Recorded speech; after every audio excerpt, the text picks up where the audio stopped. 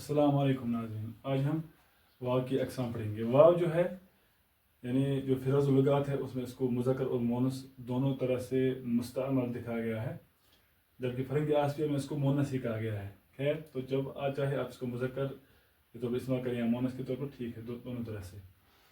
तो पहला देखिए यहाँ पर वाव मारूफ जो खुलकर आवाज़ दे, यानी ये खुलकर आवाज़ देता है और इससे पहले के हरफ पर पेश होता है और इसको खूब खींच कर पढ़ा जाता है, यानी लंबी आवाज़ करके। आप देखें जू, सू, तू, रू और उर्दू।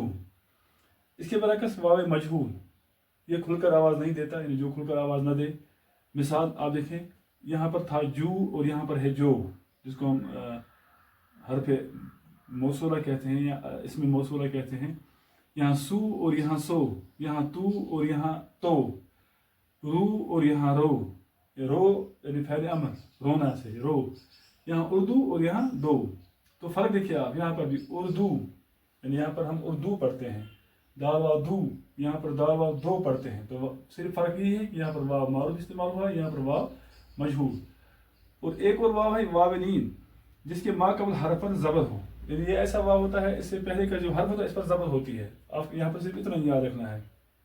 जिस तरह आप देखिए जाओ, साव, तवाना, राव।